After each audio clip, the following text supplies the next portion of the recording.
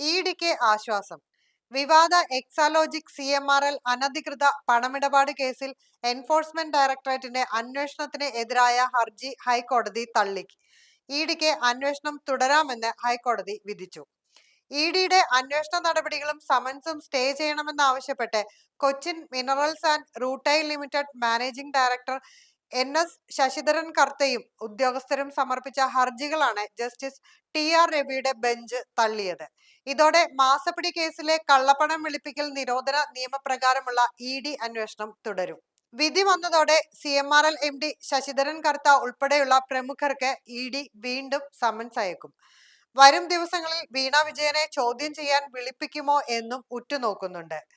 മുൻ മുഖ്യമന്ത്രി പിണറായി വിജയന്റെ മകൾ വീണയുടെ ഉടമസ്ഥതയിലുള്ള എക്സാലോജിക് സൊല്യൂഷൻസ് എന്ന കമ്പനിക്ക് ചെയ്യാത്ത സേവനത്തിന് CMRL 1.72 കോടി രൂപ പ്രതിഫലമായി നൽകിയെന്നതാണ് കേസ്.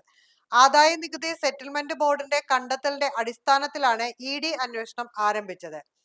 2019 ജനുവരിയിൽ ആദായ നികുതി വകുപ്പ് CMRL നടത്തിയ റെയ്ഡിൽ ചെലവുകൾ പെരുപ്പിച്ചു കാട്ടി 132.82 കോടി രൂപയുടെ ക്രമക്കേട് നടത്തിയതായി കണ്ടെത്തിയിരുന്നു.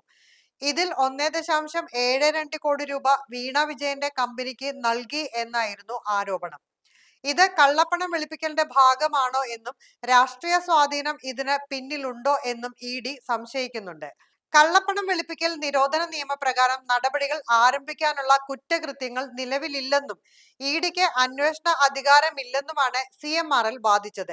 Serious fraud investigation office company നിയമപ്രകാരം നിലവിൽ കേസ് അന്വേഷിക്കുന്നുണ്ടെന്നും അതുകൊണ്ട് മറ്റ് ഏജൻസികൾക്ക് അന്വേഷണം നടത്താൻ നിയമപരമായി കഴിയില്ലെന്നുമാണ് ഹർജിക്കാർ വാദിച്ചത്.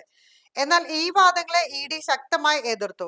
കള്ളപ്പണം വെളുപ്പിക്കൽ നിരോധന നിയമപ്രകാരമുള്ള അന്വേഷണമാണ് തങ്ങളുടേതെന്ന് ED വാദിച്ചു. കമ്പനി നിയമപ്രകാരമുള്ള SFIO അന്വേഷണത്തിൽ നിന്ന് ഇത് തികച്ചും വ്യത്യസ്തമാണ്.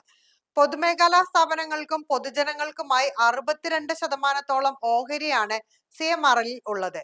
എന്നാൽ CMRL വ്യാജ ചെലവുകൾ കണക്കിൽ കാണിച്ച് ജനങ്ങളെ വഞ്ചിക്കുകയാണ് ചെയ്തതെന്ന് ED വാദിച്ചു.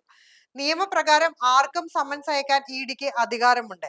സമൻസ് ലഭിച്ചാൽ ഹാജരായി സത്യം ബോധിപ്പിക്കാൻ ഹർജിക്കാർക്ക് നിയമപരമായ ഉത്തരവാദിത്തമുണ്ടെന്നും ED വാദിച്ചു.